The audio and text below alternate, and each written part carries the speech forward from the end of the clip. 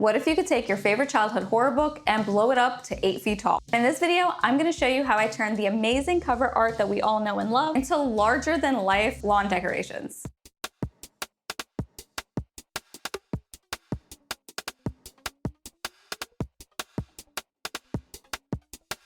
Welcome to my channel. I'm Lena and I share DIY tutorials and craft tips to help you level up your projects. For the past couple of years, I've made my own DIY Halloween decorations, from Killer Clowns, where I made a huge popcorn box the size of me, and Beetlejuice, where I made a giant tombstone that lit up in the dark. So this year, I figured I'd go back to classic nostalgia because why not? I'll be doing a full DIY Halloween series with complete Goosebumps theme. I've planned out to make 6 projects from 6 different books. So in this video, we're gonna be blowing up a huge Goosebumps book, this one to be exact. Without wasting any more time, let's get into making an 8 feet tall Goosebumps book.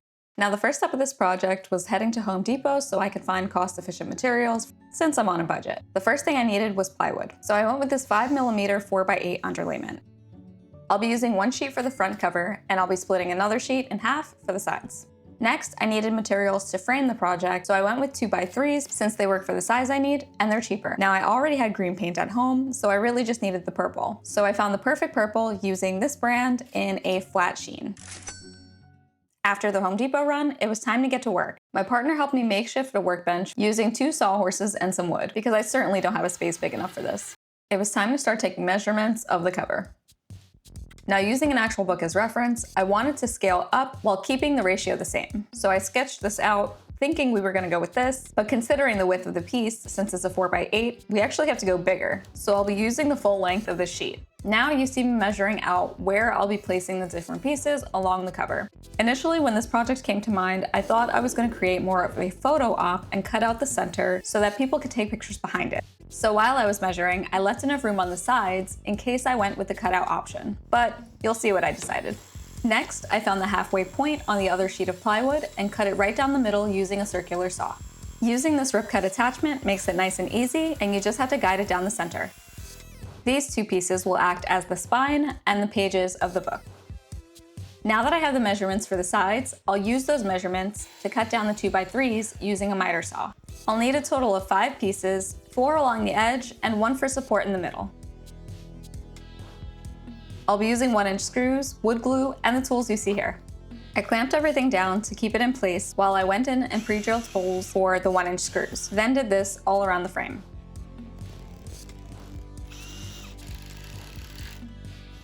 Once everything was framed, I went in with a palm sander and 120 grit sandpaper. Although it's just the back, I don't want anyone getting splinters. Now that it's framed, I use the wood glue all around the frame so that I can attach the plywood to the frame. This just adds an additional seal, but I will be going in with some screws. Here you see my stunt double using a countersink bit. This ensures that the screw that I then add will sit flush on top. We Pac-Man'd our way around it to speed up the process. Once done, he sanded them down and I added wood filler to seal up the screws so they wouldn't be visible when it comes time to paint. Now, as this wood filler was drying, it was on to doing pretty much the same process for the front cover. My partner helped me rip down this 2x3 using a table saw, so that way I would have a top and bottom to add support for the front cover. After drilling those pieces in and wood filling, the other pieces we wood filled were dry and I sanded those down smooth. Now it was time to prime it.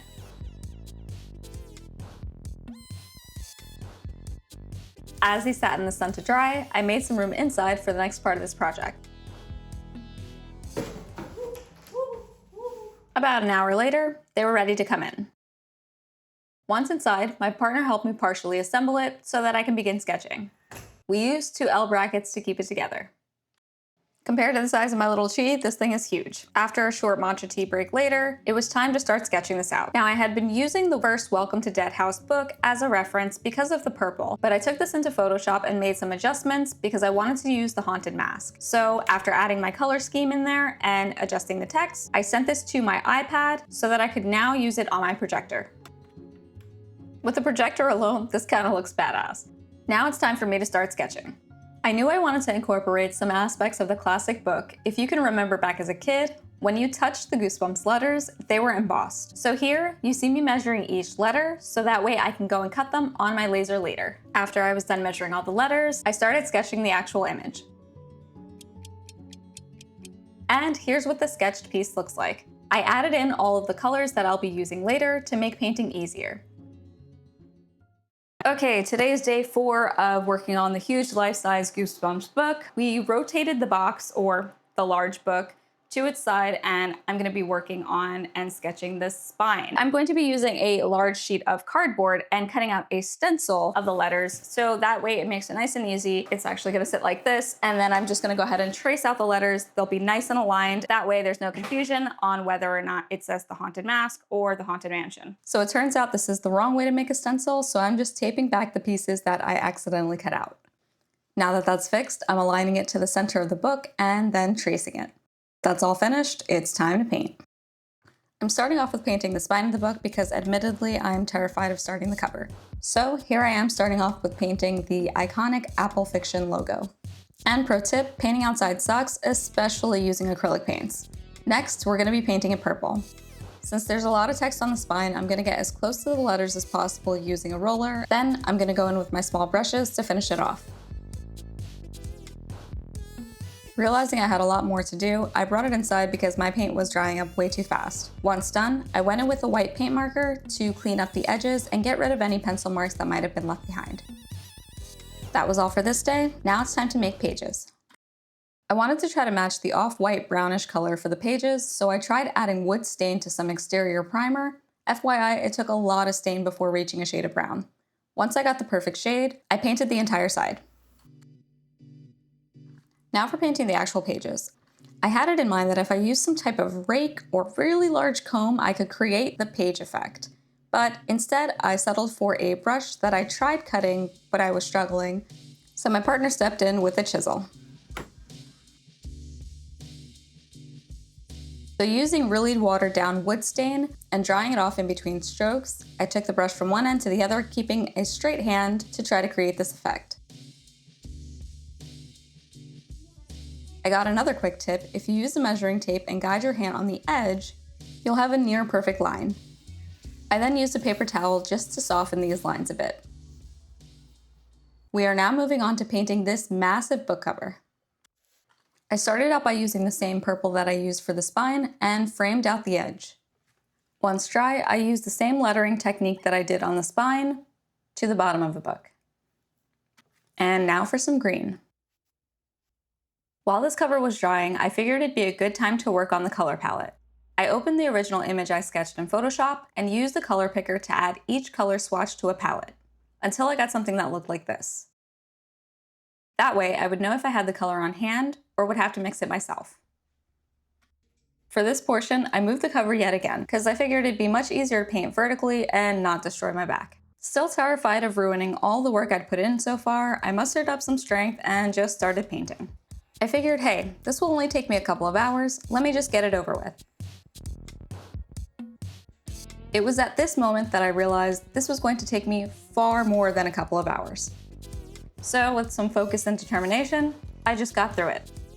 Mixing up lighter and darker tones of the greens and purples that I've already been using, and using some of the acrylic paints from my Liquitex basic color set.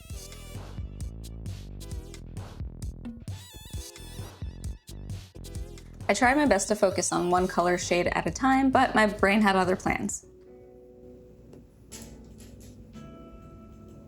Now, usually when I work on projects, I try to conserve and only portion out the amount that I need. But a big lesson learned is if you're working on something that requires a lot of custom mixed colors, mix extra so you have some for second coats and touch-ups if something goes wrong.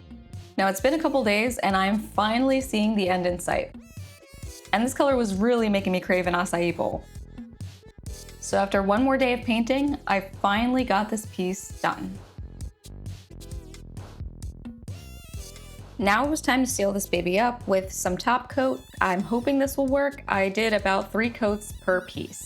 I sealed the cover, the spine, and the pages. Now, last but not least, those letters I mentioned. I used my X-Tool P2 to cut these letters out using some plywood, painted them the same color, and top coated with the same top coat. The next step is sticking them to the cover. I'm using this Loctite PL3, which will hopefully hold outside.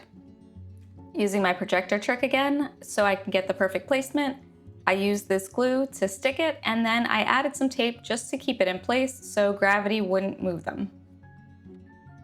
Then I let it sit for 24 hours. Adding the letters really topped it off. So today is the day. It is not the first, but we're still in the first week of October, so we are getting things out on the lawn. I'm exhausted, he's exhausted, but we're gonna make this happen. First things first, getting this gigantic book out of the house and onto the lawn. Similar to how I had it before, in order to sketch it, I held the sides in place and my partner attached it in the back using L brackets. Once the brackets were drilled in from the top and bottom, we figured we'd add extra support using these metal stakes. He used his strength to get them in the ground, then I added 2 screws in both the sides and the back.